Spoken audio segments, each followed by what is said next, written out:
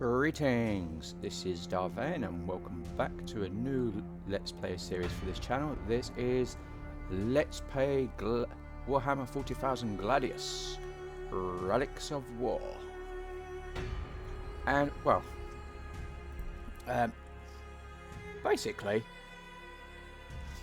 in the last series we did the introduction and plays of the Space Marines on a very easy, well, tiny world with a very fast pace. We made sure that the quests were on and everything else. What we're going to do is we are now going to do, I think there's the next easy faction, which I believe was the Necrons. So we're going to switch it to fast. So it's slightly slower than it was, but it's still fast-ish. See how that goes. We got Necrons. Deathless metal. Initial challenge easy.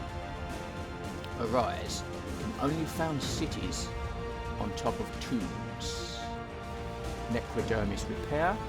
Units can repair in the field. Dimensional corridor. Infantry units can teleport to cities and monoliths. Sleeping units. Energy is for production or is for upkeep. So we'll be wanting to focus on energy for a change. Rapid rise, rush production when time is of the essence. No food. No use for food, population consumes ore. Cast off the shackles of your slumber. The galaxy shall be ours once again. Enriquer the Traveller, Necron Overlord. An eternity ago the Necrons forsook the frailties of the flesh for deathless bodies wrought in cold metal in their subjugation to the star gods known as the Saturn. In their new immortal form, they took on the then masters of the galaxy, the Old Ones, and in eons long battle they faced them. In their desperation, the Old Ones seeded the galaxy with psychic races, thus awakening the horrors of the warp, and the Necrons, weakened by a simultaneous battle of liberation from the Saturn, retreated to their homeworlds. There, falling into hibernation, they slumbered for untold time. As other races were born and drove themselves to extinction, they lay deep and undisturbed in multitudinous worlds, tended and defended in their not sleep by their monstrous Canoptech automata. Now, across the galaxy, they are awakening. Even here, this crown world's master circuits are stirring. The Necrons, now unthinking machines save for their few lords and triarchs, are arming themselves for war again. Technology is millennia ahead of that of the galaxy's younger races. Soon, legions of sinister advanced war machines will pour from the tombs buried beneath the planet to conquer and enslave. Nothing mortal is safe. Okay. Again, it's extremely easy. So extreme loyalty and level advantage given. So yeah, that's what we're doing. Colour? Should we change that colour? Let's go Niblet Green we could go with. Evil Summon Scarlet.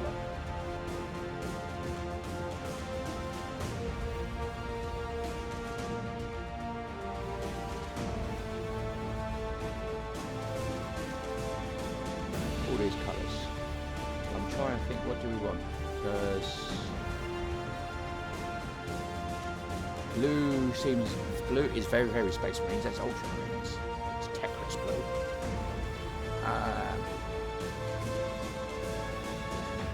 Trying to think what would go well with. Was this Warpstone Glow? Go with you. It doesn't really matter. Let's have a random colour. Let's see what we end up with. You know, you don't want to keep being blue.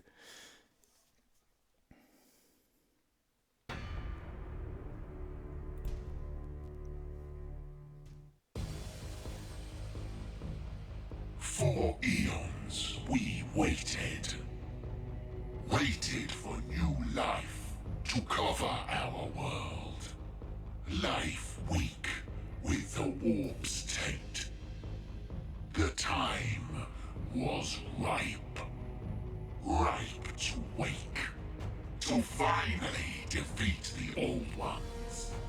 take the galaxy for ourselves. Our old enemies left us a gift. One that tore the planet apart and trapped us here. This is a rude awakening, but this planet shall learn to fear the Necrons again.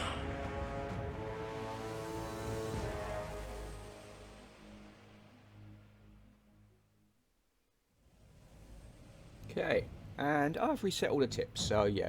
Welcome to Gladius. To move the camera, position your mouse over the terrain, click and hold the left mouse and move your mouse. Once you're comfortable with your surroundings, click OK. Okay.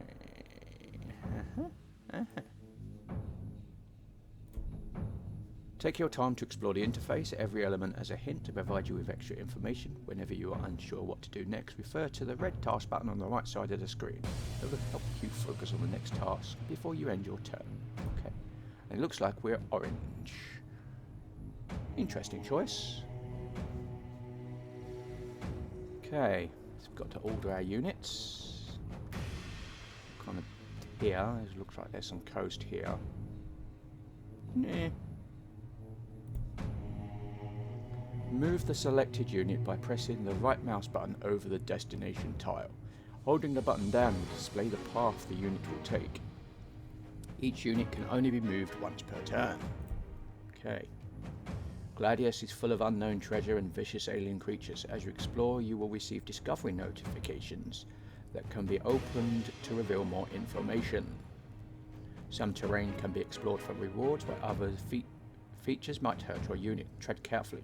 The planet's life can be ruthless, but if you leave it alone, it may spare you. Tiles with special resource features can be captured by moving a unit on them, providing you with a small but important bonus to your resource output, and giving the unit stationed there increased damage reduction and healing rate. Defend your outposts so they will be taken over by other factions of the Gladius wildlife. There are ruins of Vane inside. These ruins provide rewards for the first player exploring them. Some even provide powerful ancient items that can be later equipped by heroes to make them stronger or excel at specific encounters. Okay, well, we've got... Actually, it's not ruins of Vane, but we've got one... Got some recaf leaf over there. And we've got 2 skull altars, which is pretty cool. So that's a lot of it that will have quite a bit of influence.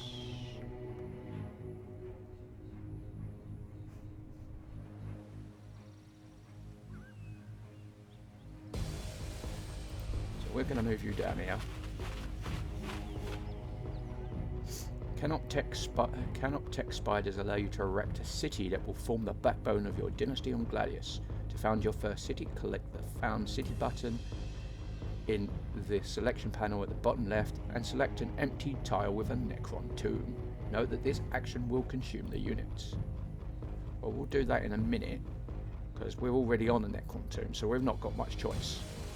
There's not really anywhere else that we could go.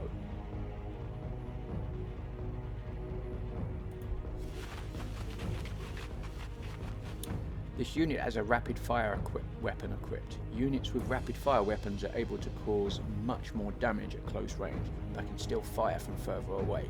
Might be worth moving closer before attacking. It might be, but we've not. In fact, we're armed with Gorge Flayers. We have Necron Warriors, basic infantry unit. Even with only a glimmer of consciousness to guide it, a Necron Warrior is a fearsome and resilient foe. Armed with ancient energy weapons, they can scythe down their enemies with lethal volleys of Ghost Flare fire, where their unyielding metal bodies repair themselves should they sustain damage. Okay, we're armed with a Ghost Flare. There are ghosts, scales the minimum damage with the hit points of the target unit, and rapid fire doubles the attacks at half range, so we want to get as close as possible if we can. Half range is 1. Gorse weapons vary on appearance from the rifle-based flayers to the massive heavy Gorse cannon. Unlike more conventional energy weapons, a Gorse projector emits a molecular dissembling beam reducing flesh, bone and even armor to its constituent atoms. What else have we got? We got reanimation protocols. Restores hit points each turn. So we get 2 hit points. Necrons have sophisticated self-repair systems that return even critically damaged warriors to the fight. Okay.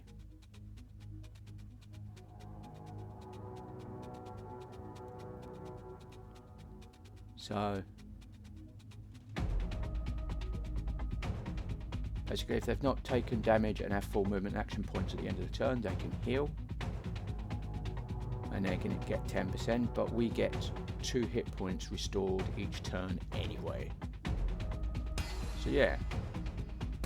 And we have this down here, which is a Necrodermis Repair. It's a free action. Restores hit points, which is 6 hit points. If a Necron is only mildly damaged, their living metal body can somewhat heal itself, flowing reserve metals to cover flaws and failings.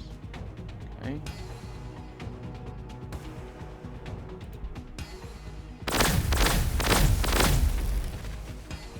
Neutral units may not attack you as you move around them, but attacking them will surely make them angry. Yep. Okay, we have the Canoptech Spider. Monstrous support unit that clears tiles and founds new cities. Though essentially an automated drone, the Canoptech Spider is nonetheless a formidable foe. Its vast array of self-repair and backup systems, vital for enduring uncaring millennia, offers substantial protection against incoming fire. In return, any enemy that strays within reach of the Canoptech Spire will have flesh scoured from its bone by a multitude of mechanical tools and pincers. So, let's see, a Canoptech Spider. You have melee. Yeah. Warriors across the galaxy employ a wide variety of close-quarter weapons. Blood-flecked chainsaws and crude knives take their places alongside power weapons of all kinds. Swords, axes, hammers and many more. All such weapons are designed to bring quick and painful death to the foe, for every moment's delay brings defeat a step further. We also have a twin-linked particle beamer. Range of 2. Blast hits multiple group members of the target unit. So it's good at dealing with infantry. Heavy reduces the accuracy after moving. And twin links increases the accuracy. These weapons emit a stream of minuscule antimatter particles that detonate upon contact with their target. They are incredibly reliable, needing only enough energy to maintain the containment field that prevents antimatter from detonating within the weapon's own firing mechanism. All the things we've got there.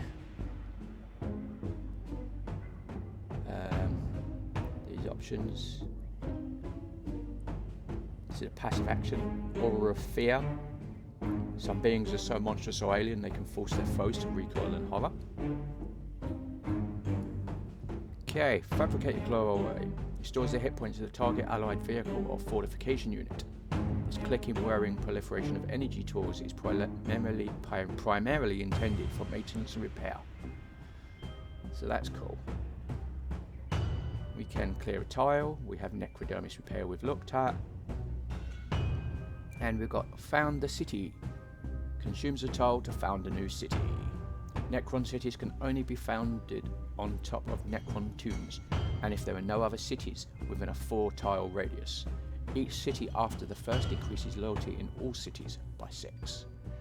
So unlike the Space Marines, we will get more than one city hopefully. So that should be interesting to see how that plays out.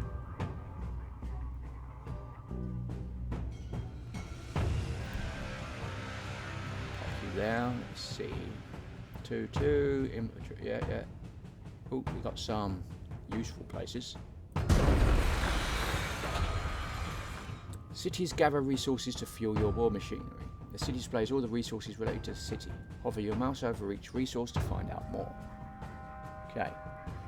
In this case, we've got the usual population growth in this time, or not requisitions, used to sustain the population in cities as well as maintain building and units. So that's our maintenance, or energy used to construct buildings and reduce units. So we need as much energy as possible.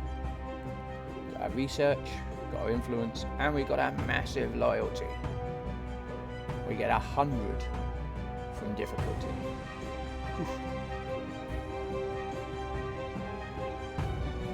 Which has given us a massive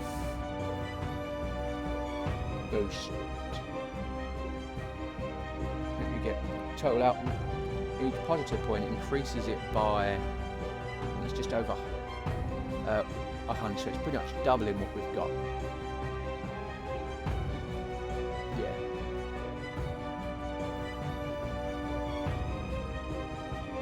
Nice. It's just over doubling what we've got, but that will go down. Okay. Here, buildings are listed with their available actions. Note that all buildings of the same type are grouped together and can only perform one action at a time. Although multiple actions can be queued up, the required resources will be immediately subtracted from your global pool. There are 3 building slots in the city, an opportune time to make plans to expand your army. Begin by constructing an infantry production building. Click the blinking building button and select a city tile within the empty building slot to start construction there. This will take several turns to complete. Okay. So yeah. Well, we were going to do that anyway. So we have the Royal Court, headquarters building that generates resources. Increase population or energy, research, influence, loyalty, headquarters. Destroying the headquarters destroys the entire city. The seat of the Necron Pharaon and his court is a great bleak building, one of the few great Necron buildings not originally built to venerate the dead. Instead, its shielding walls are a symbolic reflection of the intense radiation Necrons suffered under long ago on their original homeworld when they were still weak creatures of flesh and bone. Okay. And we have the Slave Master Bar, building that constructs new buildings as well as generates energy, influence, and increases loyalty. Nice. Everyone has a place in Necron society. The weak-fleshed races of the Old Ones live out their days under crude shelters, where they scrape together their own food before being sent out to excavate the Necrons' long-buried tombs and retrieve the Slitherine Necrons. We have acquire a tile. You've seen that before. Acquire a new tile for the city. Buildings can only be built on acquired tiles. Each tile has an influence upkeep. We have the Alchemic Quarry, building that harvests ore. To find the rare materials the cryptex need to maintain and repair the living metal necrodermis and weaponry of the Necron troops, slaves live and die in their alchemic quarries and smelters. Only a tiny fraction of the output is used, but it is critical to the Necron survival. We have Energy Core, building that generates energy. Whatever the Baroque technology is that the Necrons use in their great energy cores, it outshines even the Imperial Plasma Ionizer for sheer power. And it needs to, given that the Necron dynasty depends upon its power supplies as other races do on water or food. Construct Forbidden Archive, building that generates research. Before the fall, Necron cryptex were already masters of eldritch technology, able to manipulate matter and energy in ways that seemed magical to lesser races. With immortality came generations of learning, and the cryptech conclaves became more powerful than ever, yet the millennia have made them stagnant. In these archives, the conclave digs for wisdom of the ancients rather than discovering the secrets of the universe anew. We have Construct Stele, building that generates influence. Imposing sky-piercing columns of ancient stone and metal, each stela records the reign of a long-ago pharaoh of the Necron dynasty. To see the records of millennia of implacable domination makes even the most stolid citizen of the Empire quail. Finally, we have Summoning Core, building that produces infantry and creatures as well as generates research and increases loyalty. Awakening the long deactivated troops of a Necron dynasty is slow work, as is repairing those who fall in the field. The Canaptex and Cryptex of the Summoning Corps diligently slave those who recall to the city and dismantle the rest for their rare necrodermis. So, pop you, and you'll see a new button come up. This is the Rapid Rise, Rush's current production. In times of desperation, a Necron Lord can override the safety protocols in the reanimation of troops or repair of vehicles at the cost of heavily increased losses. He will, however, lose support among any of those of the ruling class who retain sentience in horror at the waste of resources. Okay. Let's choose our research. The research screen represents your faction's unique technology tree. Begin by selecting a technology to research from Tier 1. Technology research from Tier 1. You must research 2 technologies from a Tier 2 unlock the subsequent tier. You can speed up research by constructing additional research buildings in your cities. Now that all progress is lost when you change the currently researching technology. Okay. But we're going to do what we're going to do before, and we're going to go up through the tiers. Again, it's 10 tiers of technology.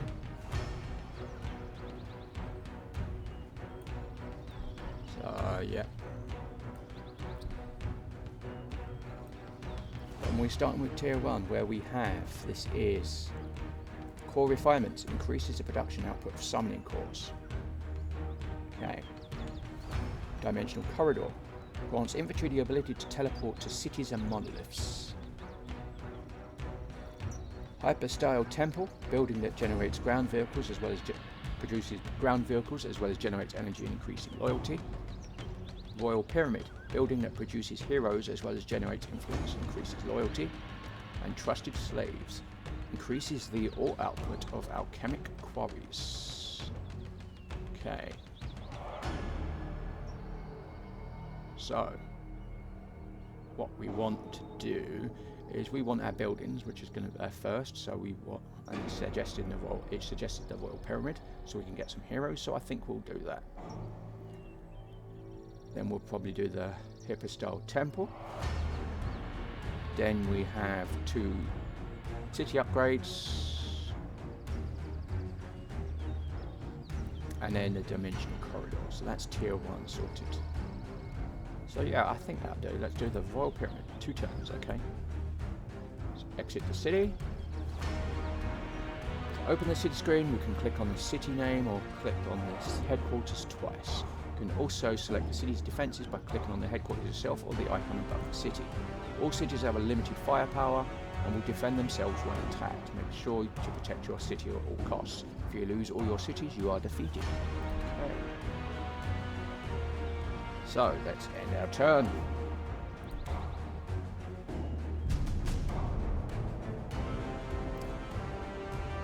Quest added, Chapter 1, Scourge of the Old Ones. Remember, we've got no other factions on this planet, so our job is to complete the quest line, get to the end. So it's just us in a PvE environment against all the neutral foes. As the proud leader of a Necrons dynasty, you've never known defeat, never, until your people met the Old Ones and dared to attack their star-spanning empire. Your dynasty had been on the front line when the war with the Old Ones started, and you were some of the first to face their wrath. Your fringe worlds were scoured and your core worlds besieged for generations. When the Satan called the Messenger, now the Deceiver, promised your people immortality through biotransference into undying machine bodies, you snatched at it greedily. Later, you betrayed him and his kind, shattering them into Satan shards now used as weapons. To no avail, sadly. Although your new soulless bodies were nigh indestructible, even as their empire collapsed, the Old Ones encircled your crown world and used their uncanny powers to trap you within, driving their warp technology into its surface, binding you to the depths. You retreated to the underground stasis tombs that Sazraka, the Silent King, had ordered constructed, and waited for the final assault, which never came. Eventually you slept, awaiting the Silent King's call. Now 60 million years have passed and you have awoken into chaos. Signs of battle between the Old Ones and the humanoid creations litter the surface, as do the ancient enemy's traps. These devastated your people upon awakening. leaving a few surviving tombs widely scattered. Through the warp storm you can hear nothing from your overlord, Sazerac. Where are the old ones? Who won the war? Is this another trap? Where are your Satan gods? You must investigate cautiously. Our first task is to quickly wake a cohort to defend against the Old One's forces. Objectives: construct Summoning Core. 2. Produce Necron warriors. 3. Invoke rapid rise on warriors production. And we get energy, which is great. Okay.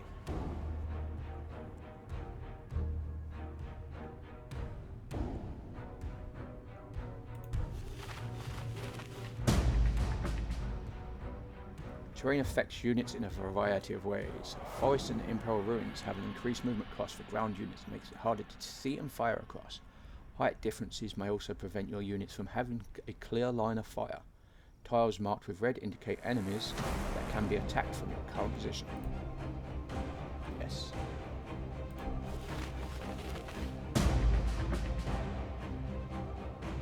We got some recaf leaf.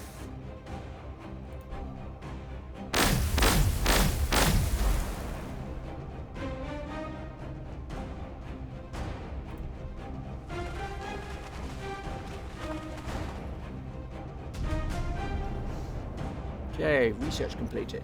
Royal Pyramid, building that produces heroes as well as generates influence, increases loyalty. The Tomb of the Pharaon, Overlord or Lord, and his court. This is where all the most loyal and important retainers retreated to sleep away the centuries until the universe was ready again. Now the great heroes still lie sleeping in his court, awaiting their lord's call. It gives us the ability to create a producer to produce the Lord. Iconic hero unit with versatile abilities. These lords of the Necrons, though lesser in stature and power than an overlord of Pharaon, are nonetheless formidable foes in their own right, and often march to war at the head of a vast mechanical army. Independent of their monarchs, lords are cunning leaders and pitiless commanders, focused upon the destruction of their foes and their own personal glory. We can also eventually produce Cryptek, hero unit with powerful support abilities. Cryptek bend the forces of the universe to their will, creating impossible technologies and esoteric weaponry to lay waste to armies and destroy worlds. Time, matter and space are their playthings, as they manipulate the atomic structure of their foes, or shift the laws of nature to obliterate all who stand before them.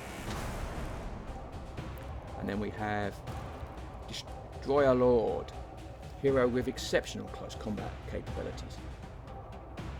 Destroyer Lords are the most maniacal of their kind. This is chiefly because they retain far more intellect than baseline destroyers and can bring all of this fearsome intelligence to bear in their pursuit of universal oblivion. Indeed, in a galaxy overspilling with genocidal despots, Destroyer Lords remain worthy of mention as something truly horrific. Where others kill for pleasure, or in service to some malignant god, Destroyer Lords pursue their bloody crusade simply because they can. Okay. Every unit has a variety of statistics, attributes, traits, abilities and weapons, each with their own ranges and effects. Some units may only have melee weapons but quickly move through rough terrain, while others may have fear auras or unleash powerful artillery blasts. Move your mouse over the icons and buttons in the selection panel to find out more about the selected units. Okay. Well, we did that.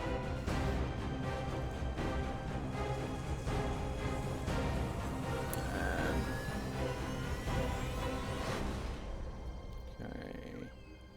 What we want to do, they're Chaos Cultists. Chaos Cultists discovered. I mean, I could look them up and show you, see what they are. Basically, they're only armed with infantry weapons, yeah. Let's get some flags. Units with action points remaining that have ranged weapons will automatically perform Overwatch attacks when the enemy unit enters their attack range, unless the enemy unit has infiltrate. Okay, yeah, close weapons. It's basically shotguns at range 1. But that's fine. We can use Necrodermis Repair if we really wanted to, but we only took 2 points of damage, so that's a bit of a waste.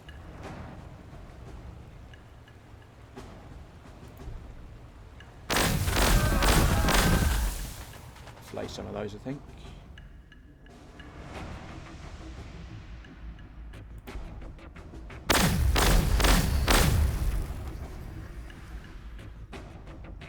Let's choose new research. Okay, we got an order before, so we're going to do it with the hyper-style temple. That turn.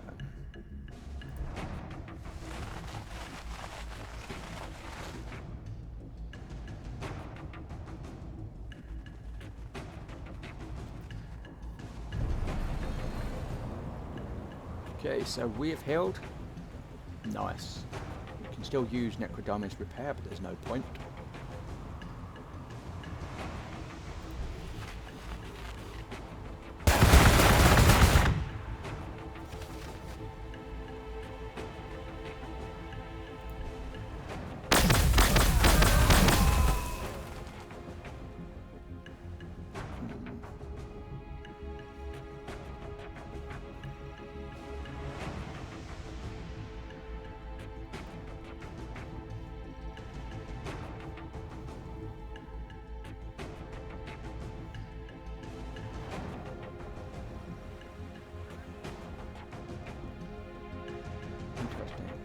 Sure which way to go.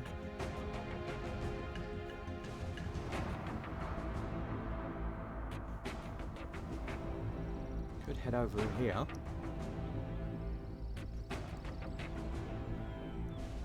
Without getting whatever that is. We could head down here and get that. That's another thingy. Yeah, because we're looking for tombs basically.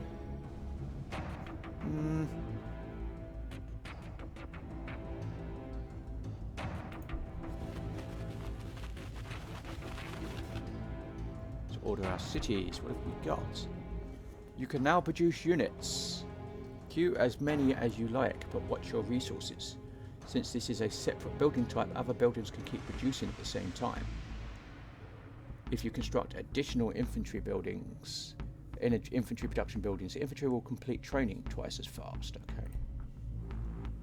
Before you can construct additional buildings, you have to claim more tiles. Go ahead and click Acquire Tile to acquire a tile with one or more building slots adjacent to your city borders. Acquiring a tile will take a few turns and cost some influence. Yep, okay. So we want you. Fortunately, we do not have enough influence to rush the production on you, so it's going to take 2 turns. That's fine, we'll work on that. Acquire a tile. We want, well, basically we want these two. And I am going to go here because we can put, not only get the power, well, that one's actually the best one for power. So we can have power and influence on there and then have the temple, and then we can go for, yeah, that's good. Okay. And turn. So we've done a couple of turns. So I think what I'm gonna do actually is leave it here. I think we're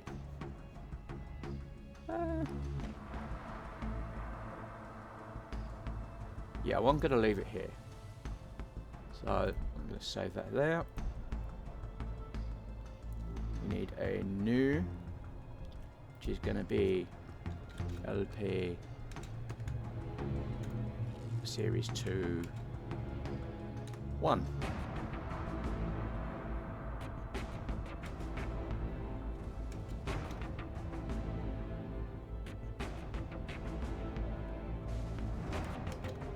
There we go.